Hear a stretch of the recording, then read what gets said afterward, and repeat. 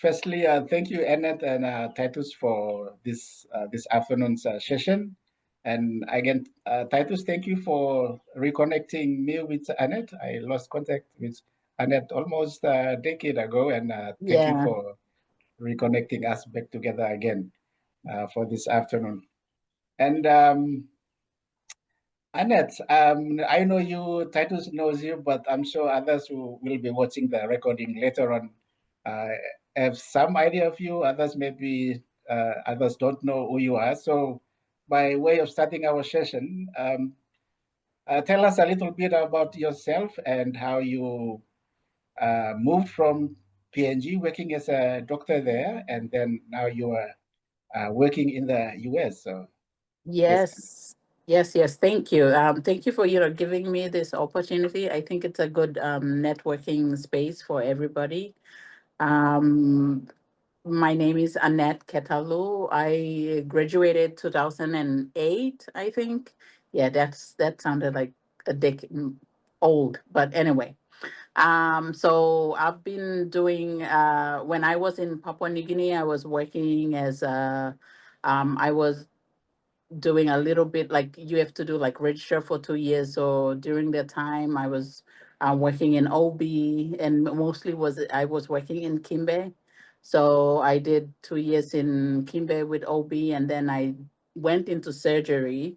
I started just MED one, and then I didn't go through because I am married to someone from America, so I knew I was coming over, and I was like, I didn't want to put so much time into my studying there because I knew when I come over, I will have to study for the boards here. So I decided to just do like ED. So I was doing surgery, and then I went to ED, doing ED and AO, adult outpatient in Kimbe, and then to 2019, I moved over to Pennsylvania, and that's when I started my journey in becoming board certified here in the US. wow, quite a journey. And we were talking a little bit earlier on before we started our session that you may be the first, maybe if I can say, for lack of a better word, indigenous Papua New Guinean to go through the USMLE to get a residency position and work in the US. Can you share how you got there and maybe some insights into those who may want to Yeah. follow in your footsteps?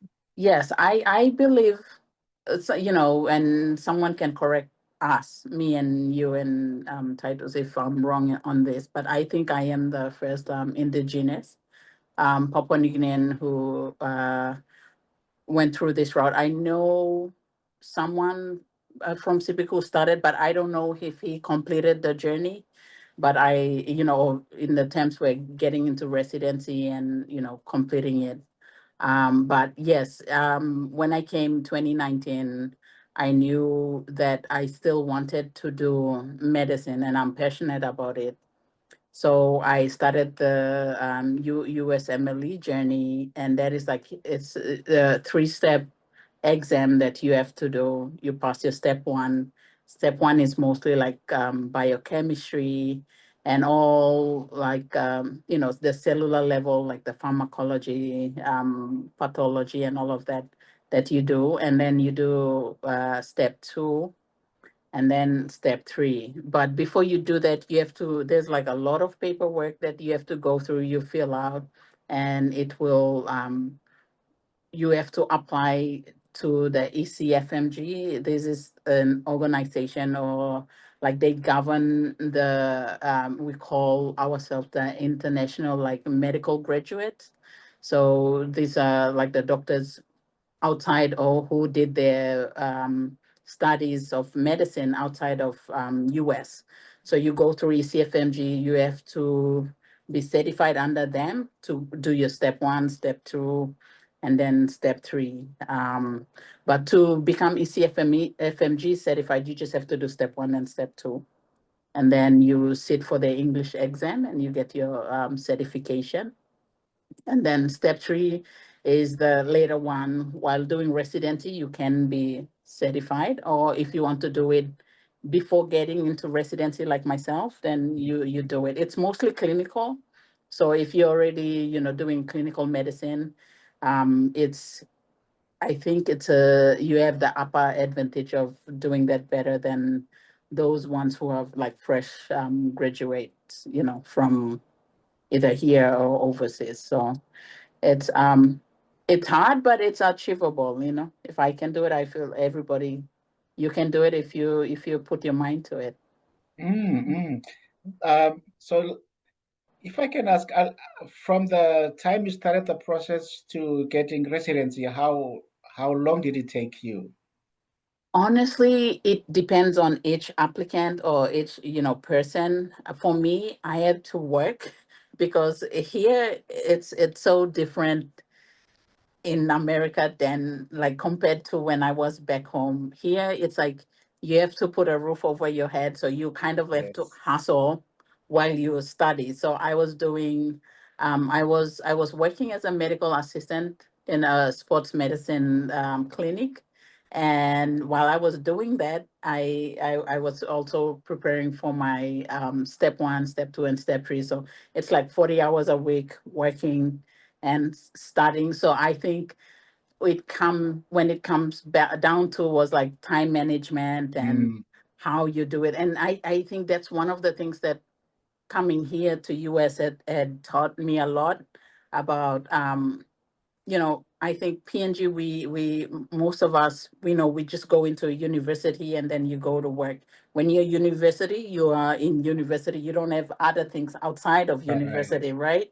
Here, most of the university or college students, they have outside job hustle to help them with their, with their rent, with their gas for their car, and all of that, which I feel like us, we kind of take it the easy way where our parents and our one talks pay for those Yes. or pay for our say 100 kina per payday to help pay for the soap and all of that, and you just eat from the mess, so you don't think about all of that. But here you have to hustle while you study for your goal. So that was me doing that here while I work. I knew my goal was to do my steps, and my goal wasn't just working in a sports medicine clinic. My goal was to become to practice as a physician here. So that was how I went about with my route. So I think time management came into like play here. Like you really have to do your time management to be able to achieve what you want to achieve and achieve your goals.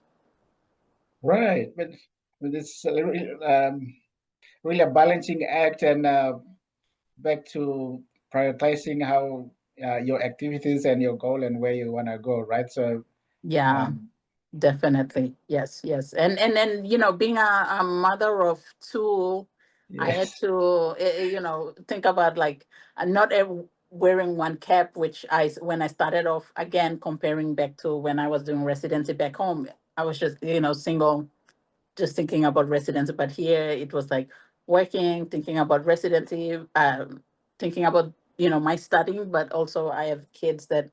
So yes, and I'm glad I went through that because it really taught me about like humble, being humble, being able to, um, you know, working as a MA in a sports medicine clinic. You're not a doctor. You are setting up the table, doing this and doing that for the provider.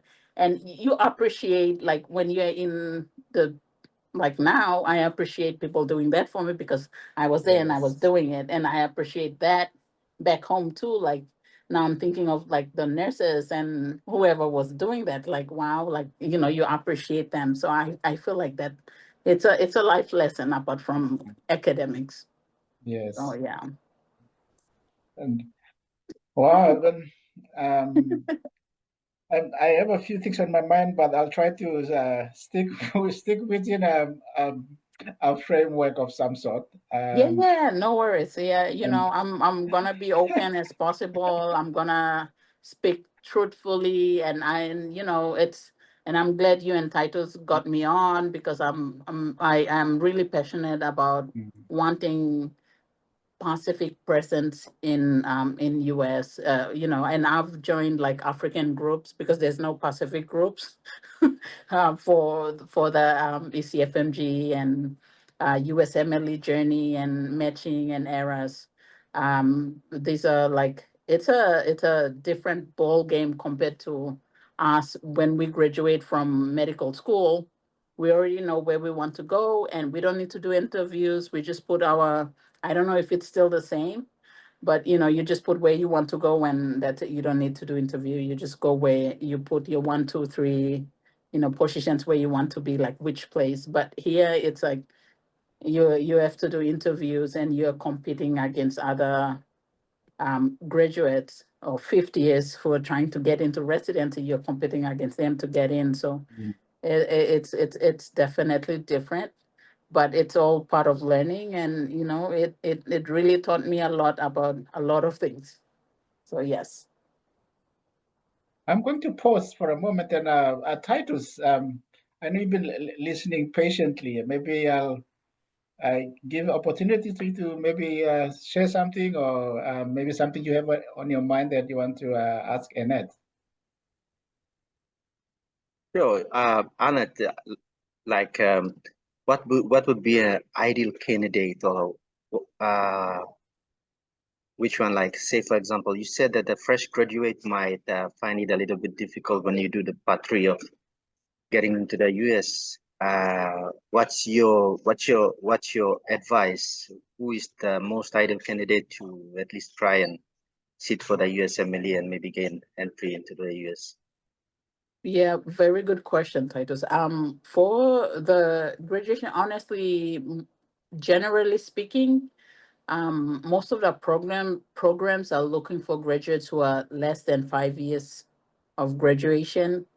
So, and that's again, I said that's generally speaking, because like I said, like myself, it's, I went, during my introduction, I said I graduated like 2008. That was a long time ago, but apart from your year of graduation, it's like a well-rounded, they look at, what's your extracurricular activity? Are you involved in community service? Are you involved in sports? Are you involved in something else apart from just academics? Like, and also like, are you involved in research? And all of that. But I think for to have a chance, apart from everything else, if you're recently a graduate, you have a better chance to be able to go down this route, because the more year you take, it kind of like pulls you away, or it kind of um yeah, takes you away, or it increases the chance of getting in, because like I mentioned again, a lot of people or a lot of programs are now looking for recent graduates. So if your year is less than 5 years, they're looking at that. But like I said, there's always, there's extremes that come in, like myself, more than 10 years, and you still get in because apart from that, networking is good. You know people, you do clinical exposure and these type of things. It's a well-rounded, like you have to have a well-rounded curriculum CV to be able to kind of get the attention of the program directors to look at your CV. But to start off, I would say, less than 5 years is good. But if you're more than that, it doesn't mean, that's the end. You can still go through the process and apply, but it will take a more work. Like I always believe, like you gotta believe in this. If you really want it, like who's gonna stop you? Go for it. Do it. Let's see. Okay, just another follow-up question. Like, you use the ideal candidate at least 5 years and less. Uh, Now, the other thing is, how do you start? How do you go about, like, many people might not know how to start, where to start, how to, start the USMLE. Can you just explain a little bit, like stepwise, how you can start Yeah. your journey with the USMLE? Yes, yes. To start with the USMLE, you have to become ECFMG certified. So you'll go on the program. Maybe we can, like, I'll send you guys the links and you can drop it in when you share this interview, so then they can go in and see. You have to be ECFMG certified. So this is like the organization that looks after the international medical graduates. They just make sure your credentials and everything is in alignment with their what they want or what they are looking for, and you are able or you are qualified as a MD or a doctor to participate in the steps. Or steps, when I say steps, I meant the exams, the USMLE exams. So once you get ECFMG certified, they'll give you the number. So like ID number. So you use that ID number to apply for your step one. You have to do 3 exams, but to be able to participate in the residency application, in which we call it match. So it's like matchmaking where you apply and then the program kind of apply, and then there's a computer algorithm that kind of try to match you with the right program. So that's why they say match. Um, so with that, you have to once you get your ECFMG number, you can apply for your step one. You do your step one, so everything will be associated with that ECFMG number. That's your like identification. And when you're applying for a program, it will be that ECFMG number that you're applying through, because through them, the American or the programs know that you are certified to, participate in the match. Okay, I think one more question, Annette. Ideal candidate, less than 5 years, say maybe 3 years you practice, then you decide to pursue a USMLE. How long, number one, how long will it take on average to complete the USMLE? And number two, after you complete the USMLE and go through the matching process, maybe placement in the US, and how long on average will it take to at least, become a certified medical practitioner in the US? Okay. Okay, good questions. With the first one, it comes back to individuals. Like for myself, I had to work and study, so it took a little bit longer than what I would have wanted. Like if you have time and if you have like months, people just do like block 6 months of just studying step one, and they go in and do it. There are others who take like a year. There are others who take like 2 years. So it honestly it comes back to yourself and how, because once you study, you have to assess yourself with, there's like practice exams. You assess yourself because when you want to go in, you just want to do like first pass on those exams, right? So when you're studying, there are practice exams that you do, and then if it's like, okay, you flunked that practice exam, that means, okay, I can't sit for the exam yet, I need to study more. So it kind of pushes your time. So it comes back to you and how much time you want to put into these exams, and you want to do the exams.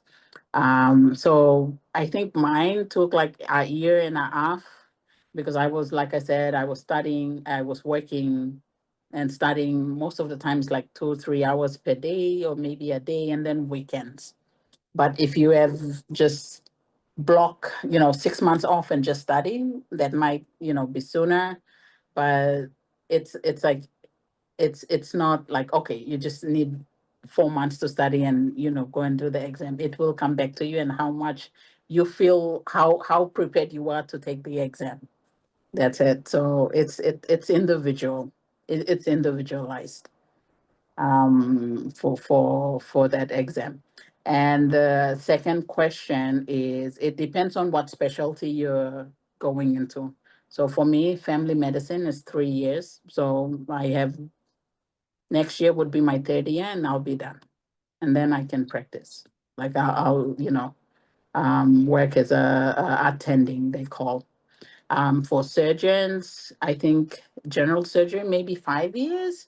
I'm not too sure, but if you look into it, I think that might be that. And then they're like internal medicine, 3 years. So mostly like family medicine, internal medicine, 3 years. Pediatrics, I think it's 3 years also. So it depends on each residency.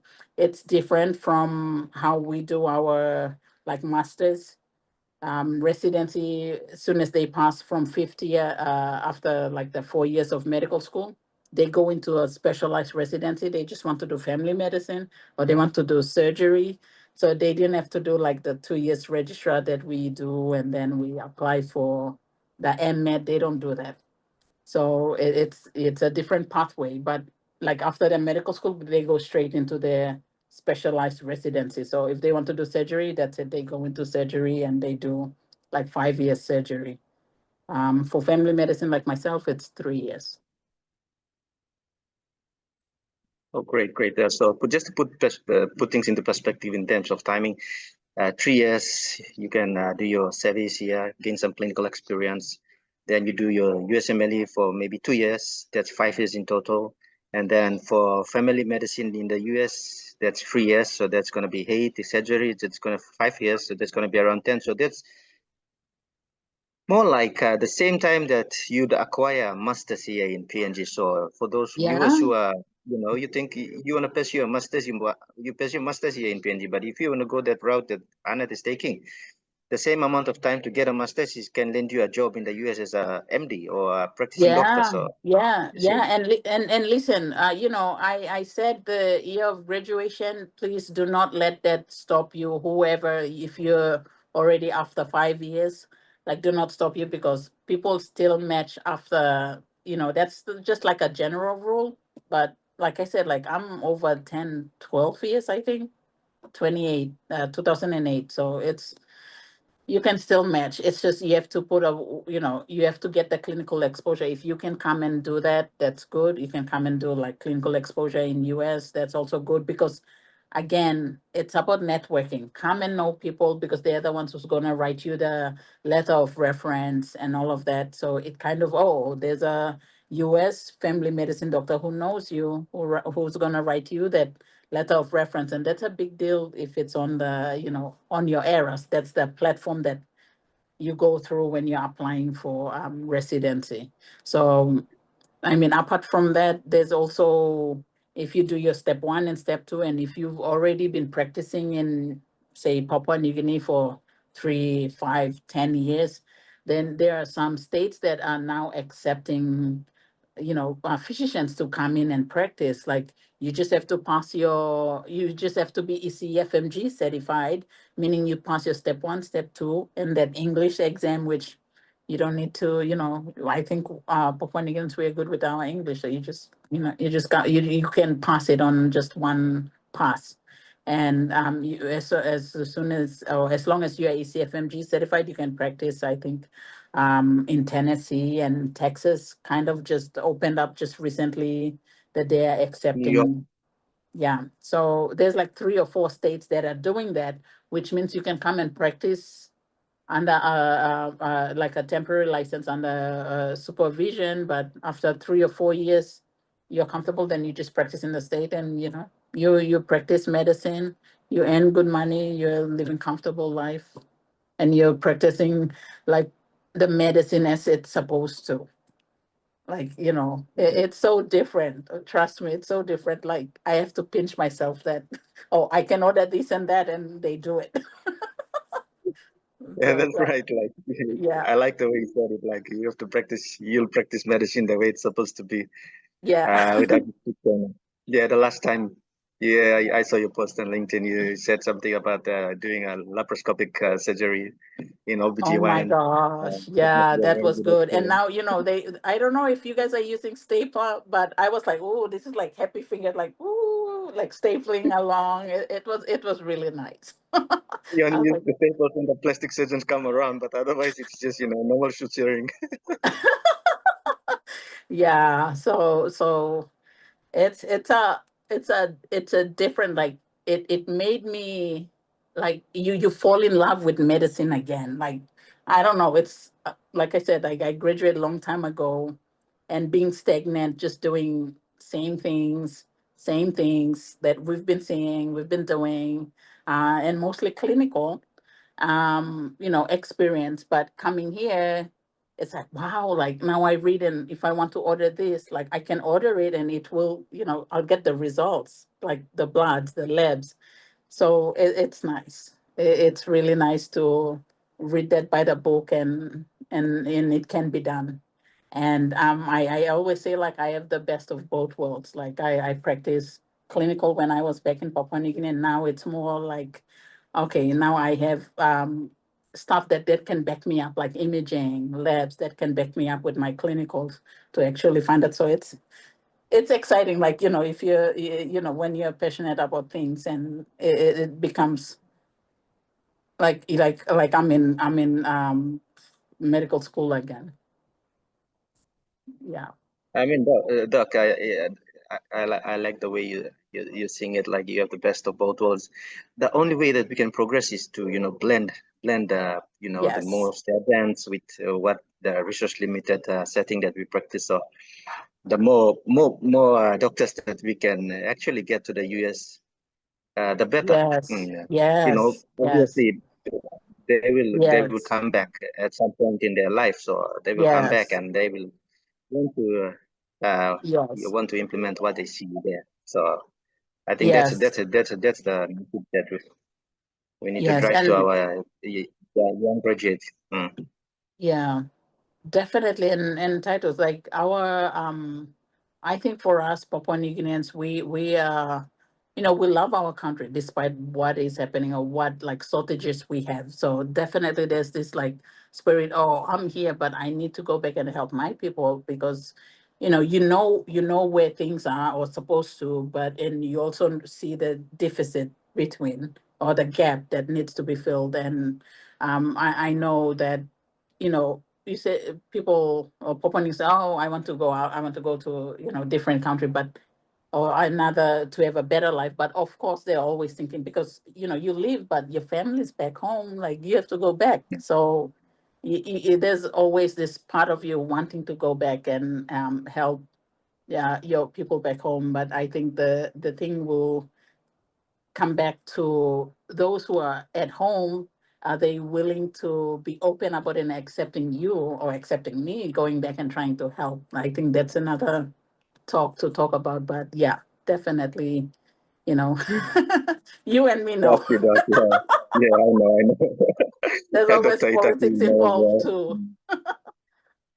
Okay, anyway, I'll let Dr. Rodney Itaki take over again and Yeah. continue with the interview.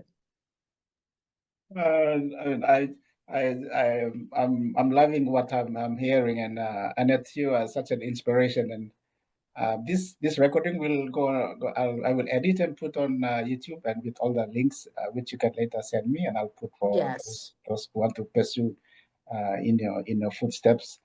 Yes. And so ECFMG is step 1, step 2, step 3 residency. But you also mentioned, and I've been also reading about these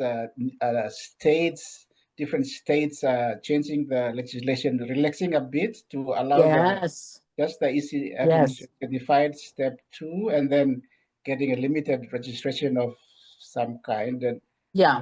is that an option? You think it's maybe like people like me who is 50?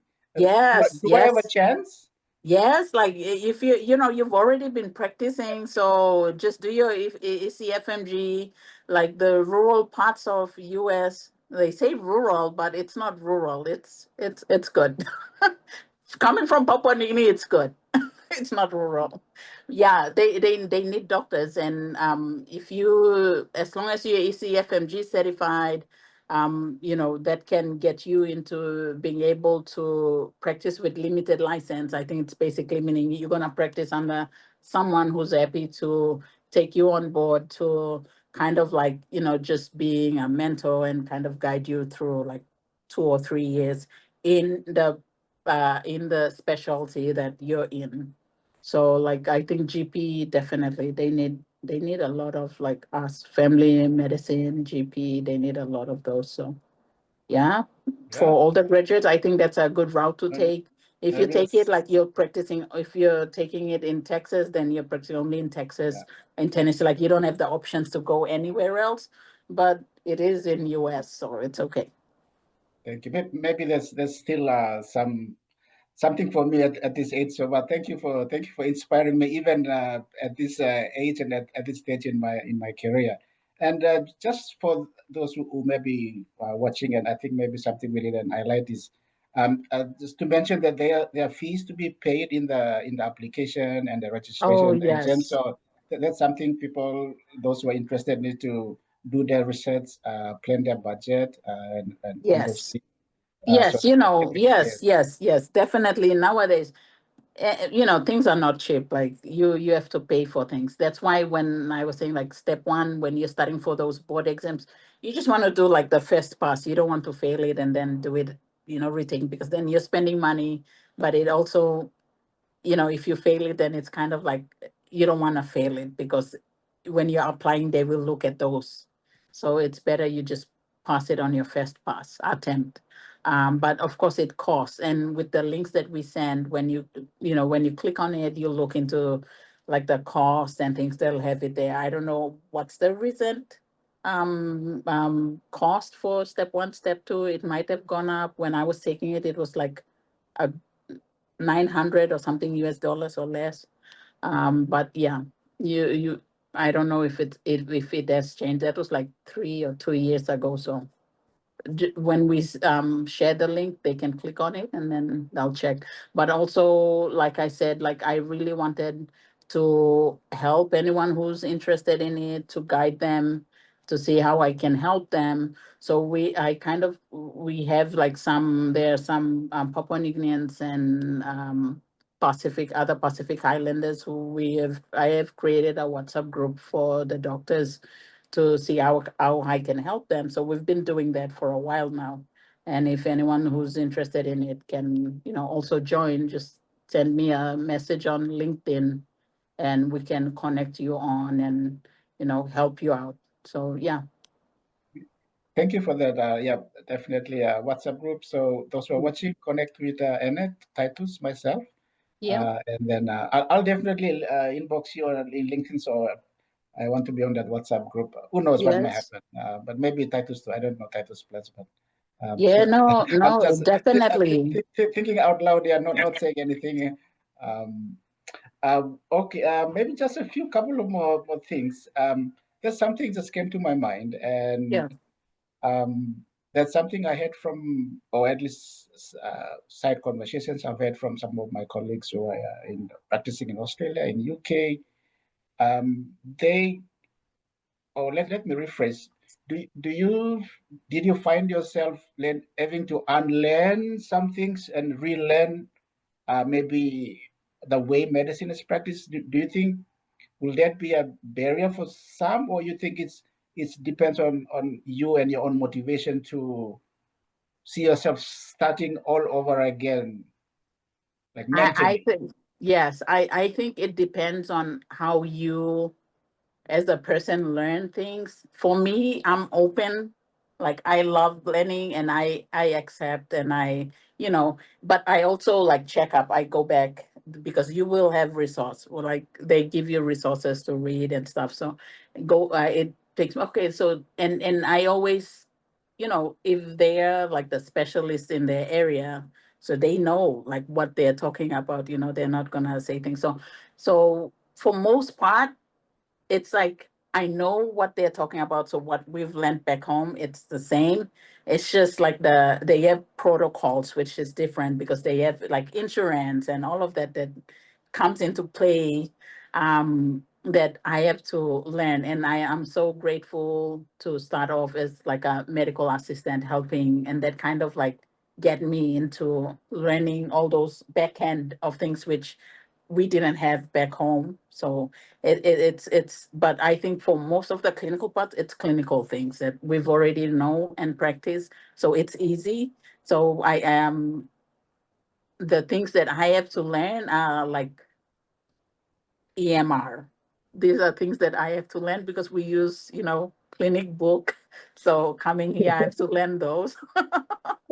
and that was something that I have to learn, and it's amazing. It's like every time I'm like, wow. And yeah, it's, I think that's the little things. And like, if you really want to learn something, or if you really wanted something, these are little things that comes in a way that, you know, you take it in your strides.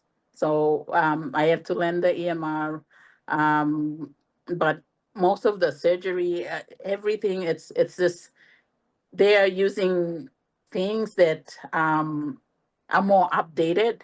So you have to know the names of things that are, you know, just updated things. Like, I went to my ATLS, and there's this like trauma surgeon who was, you know, doing underwater seal that I haven't seen that before. And that was like, she said that was like used some 5 years back. And I'm like, we back when I remembered, I was using the, you know, container, and we put water in there to kind of like do the suction, providing the negative space to help with the, yeah, it's, so I think it's just like the new things that you have to learn, because they are practicing more up-to-date medicine than we were.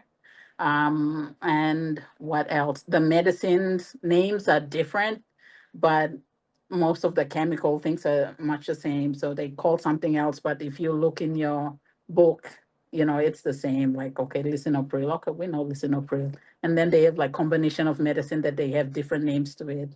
But I think that's it. Like, I think most of the things, like the medicine name that I have to look up, but then it's the medicine that, you know, it's just, it comes in different names. That's it. But yeah, most of the things are more like updated, that you have to kind of like, kind of catch up 10 years ahead or something, compared to what we are learning, or what we were used to, or I was used to. I think, I'm sure it has changed. It's been like 5 years. So Right. Titus, sorry, did you want to say something?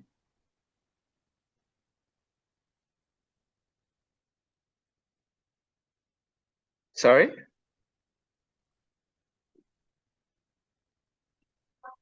I saw you unmute, so I thought you wanted to say something. No, no, no. Okay, okay, all right. No, Continue. no worries. Let's continue on. And yeah, I think I have maybe two more things to discuss, that from this list that I gave to Titus. One question for someone who is thinking, and who are watching and have decided to follow in your footsteps, and I think um, to follow you. What do you see, having done the journey, and then looking back, what do you see as the main barriers to, say, for a young doctor in PNG, or someone a middle career, or maybe someone maybe in my age? I don't know. Maybe they want to do it or not. yeah, But what are yeah, the main barriers do you see, like having gone through all the way and then looking back? yeah. I think, like, okay, so if you are here in US, I would say, um realistically speaking, I would say like ego. Like, you know, when you're here, if you want something, you just have to, like, you have to put in your hustle mode. You know, bring yourself down. If you have to start from the bottom, that's where you start from there. Like, even, you know, and that's how I said, like, when I was back home, you know, you were already like up the ladder somewhere, right? And then coming to US, it's like they don't recognize your paper because you have to do their boards exam. So that was like, you know, it's a hard pill to swallow, but if you really want to be somewhere or somebody, and if that's how you start, and that's how most of, or many of the international medical graduates who come to US, that's how they start somewhere. I was fortunate enough to start in a medical, you know, facility or clinic. Some, they started off like at the warehouse, or like whatever they can get their hands on to be able to work to get somewhere. And I think that's one thing. Like, you just have to, if you're here, you have to humble and do what you need to do to get in. But if you're in PNG trying to come over, I think network, know, you know, start networking, know how you can come over. I think it comes back to your, like, the visa and all of that, which I'm not familiar with because I came through like green card, so I'm not too familiar with that. Would be like a barrier to get in. But I think once you get in, know how to networking and get like clinical exposure within the healthcare system, and that's how I see most of other international medical graduate, like people coming from Egypt, coming from India, Pakistan, coming just to get like clinical exposure for a month, for 2 months, and then go back. So they have that as on their CV on the ERAS application saying that they were exposed, so they were in the health system, and there was someone who was here to write their letter of reference saying. So I think that would be something, for whoever's interested, like, okay, how can I get in? How can I get some clinical exposure in the health system there to, to be able to come in and practice? So, I mean, even if you don't come in, just getting the clinical exposure here, it's a big thing, like, to take it back with you back home. And that might be something like we can look into how we can help you coming over to get that clinical exposure. Like I might be able to, I have to look into how we can get you, because I know there are people who are doing that, but of course, like everything costs money. You have to pay something, you have to pay a fee to get in. But there are also facilities who can get you in free, which I don't know. But we can look into that down the line for those who are like seriously doing that. And that will only come after you do your step 1 and step 2 and seriously planning to apply for residency. You have to get that clinical exposure. So yeah, if you're serious about this, we can help look into it. Yeah, thinking that maybe for someone who maybe wants to get that extra hospital clinical setting Yeah, in a advanced practice, yeah, and upgrade their own skill set and knowledge. yeah, Uh, definitely. Titus, any word from you? Anything else? Oh, yes. I think Dr. Annette has just mentioned a very good point here. Doing a paid or unpaid internship, traveling over to the US, at least a month, Yeah, two yeah, at the most. yeah, Once you're there, then you'll establish your networking, your exposure, and it's yeah, purposely to do that. You're not there to yes, look for any other thing. You are just putting yourself out there. Then you yeah. come back and you continue with your part 3. Mm-hmm. And when you are trying to apply now to go back to the US, like what Annette is doing now, there are a lot of Mm-hmm. people who knows you there. They Yeah, know you there, so they can even yeah, recommend you. They can even help you with letter for your visa applications and stuff like that. It will be much easier. So yeah, I think that's the best way. And remember, we said that you have to at least practice for 3 to 5 years. 3 to 5 years is a lot of time to make a little bit of money, stash it aside purposely for this unpaid internship. You join become a physician assistant or become a medical assistant, just like what Annette yeah, has done. You learn yeah, how to use, those EMR and AI in yeah, medicine, all those things. So you're exposed to the level that they are practicing.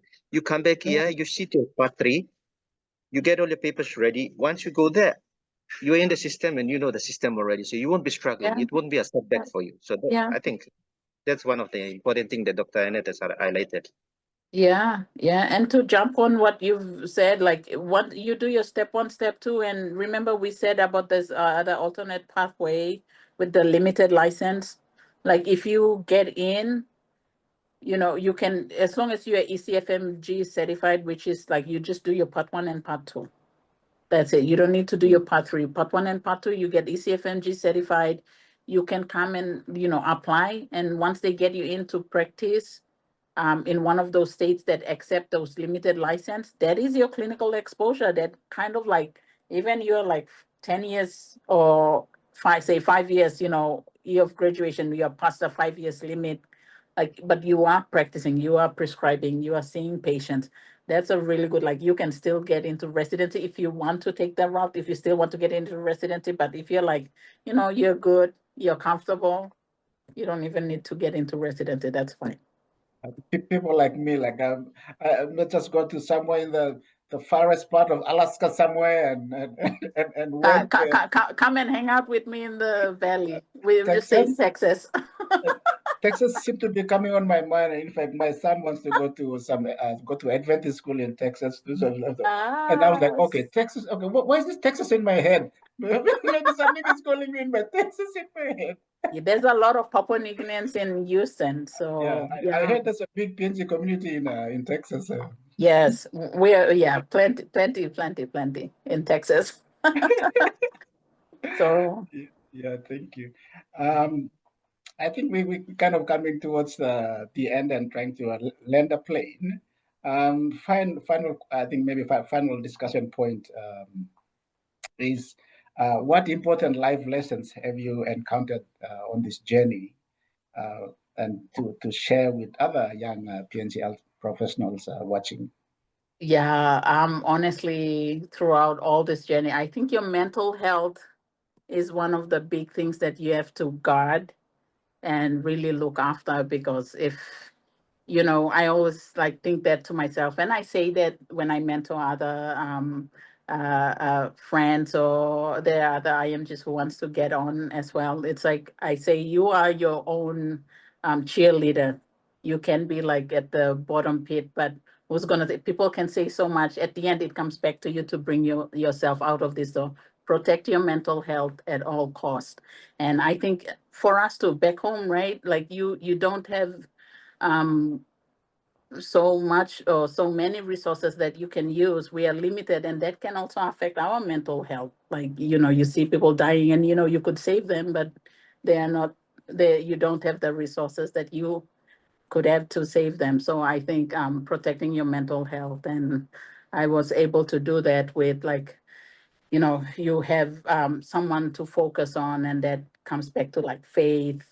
Listening to like motivational people on YouTube, or elevation worship on YouTube helps me a lot.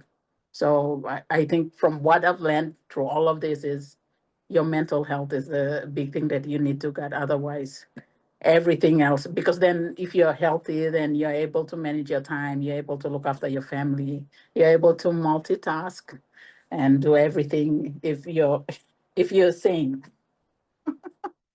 So I think that's the important thing that I've learned through Thank, this journey. thank you so much, Annette, for sharing. And just you've come this far, and I want to thank you for sharing these insights.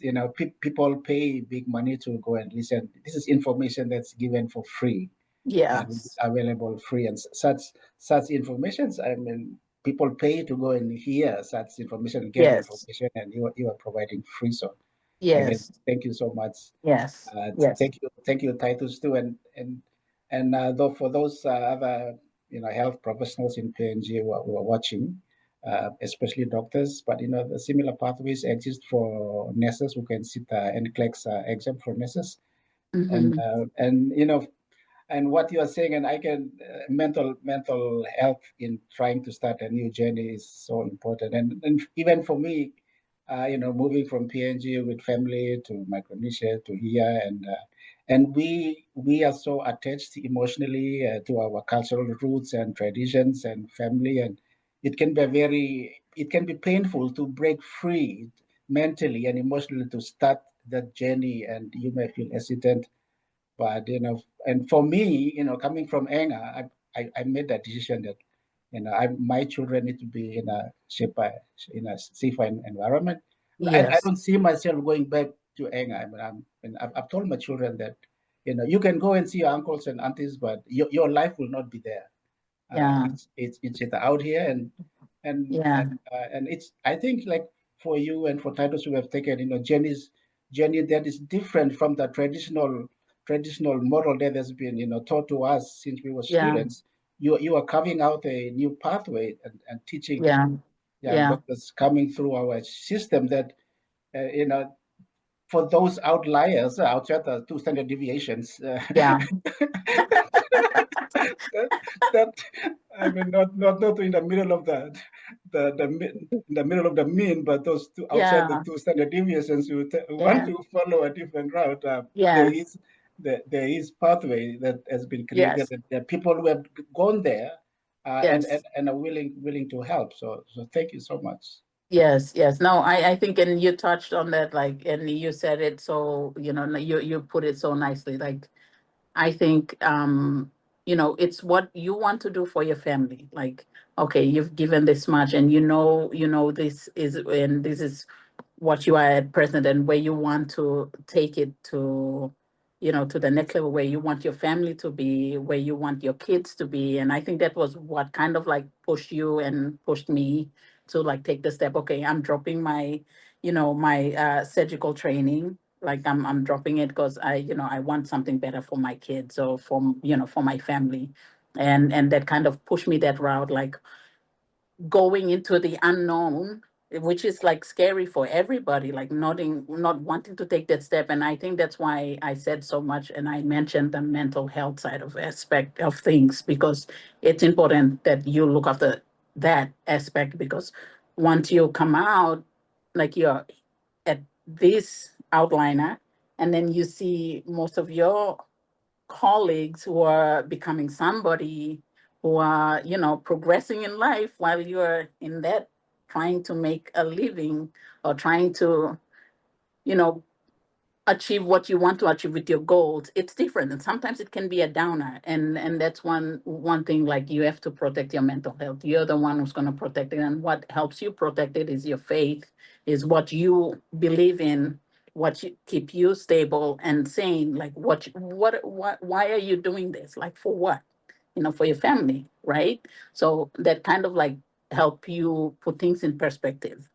And that's the most important thing, is think about your family, protect your mental health, because if you don't protect that, then things will fall apart. And I think for us is trying to get out from our comfort zone. And like, you see sayings like, oh, the only thing, once you get out of your comfort zone, that's when you grow, that's when you learn. Like, I wouldn't have thought I'd pass USMLE if, being like, if I was back home, I wouldn't have thought I would have done it.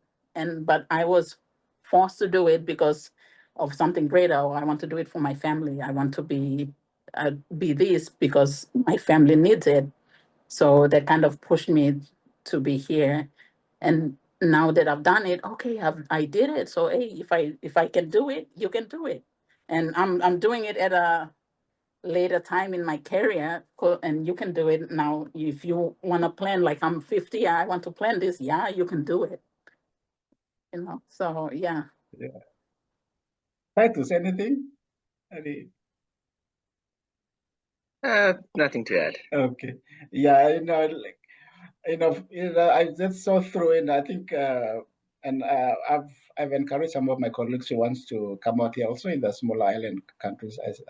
And one of the key thing I always mention is be willing to adapt, be willing to Yes. unlearn, and for me, having gone through the training pathway, even almost specializing as a pathologist, and then coming back down and doing clinical medicine, GP practice, doing ACLS, which I've completely forgotten like many years ago, and doing it all over again. It really Mm-hmm. teaches you to be humble, Mm-hmm. and be willing to learn, and in fact unlearn some habits, that become a Yes. better physician, in a Yes. better Yes. physician. And so Yes. thank you for sharing your journey. Uh, Yes, of thank you, course. Titus, for arranging this meeting. We'll keep in contact. Annette will share with me those links: ECFMG step 1, step 2, and then I'll put Yes. in the description in the video. And for those who wants to start a journey, and also to connect with you through the WhatsApp networking group that you have set up. Yes, of Yeah, course. right. Definitely. Hopefully we can get more people involved and, wanting to do it. I'm like, I see my African brothers and sisters doing it. I'm like, come on, like us Pacific Islanders, we can do it too. Like we are so close. We can do it. So, Yeah. I'm here and I'm happy to help whoever I can. Like say it here, you pay it forward. People done that for you. I want to do that for someone who wants to do this. Titus, any final word before we close? Thank you, Annette. Thank you, Annette, for taking time out to talk to me and Dr. Itaki. Yes, of course. Anytime we can do this again. I'm happy. Like I'm free. I drove like from McAllen to San Antonio to drop off the kids. So I'm just here by myself in the hotel. So it's like I'm free. I'm just hanging out. Okay, I think Titus, let's plan a trip to Texas. I think I want to go and see Texas, so I think I'm gonna go and plan my next vacation. Plan my Definitely, trip to go to. We have to plan a trip there. Yeah, Yeah, Titus saw everywhere else except Texas. So I told him he needs to come to Texas. So when I'm I'll be there, attending, Annette. Don't worry. I'll Don't have worry. maybe like 3 or 4, 5 bedroom house, and then you guys can just come. We'll uh, do like a PNG, family, like what do you Gathering call it? muna. Like yeah, like yeah. So PNG style, sleep low living room, sleep low wherever spaced up, sleep lab. okay, all right. Sounds like a plan. Sounds like a plan. So once again, thank you so much, and I'm gonna sign off. And yeah, let's do it again. Keep in touch, and I try to do this kind of sessions for just to talk about things that of help to us and to others every Yes, every Saturday, Sunday. So yeah, that's nice. it. So thank you for Yeah, tuning. Thank you. I appreciate. I appreciate the time and for you guys, taking and doing this interview, and I feel honored to be on and looking forward to many more.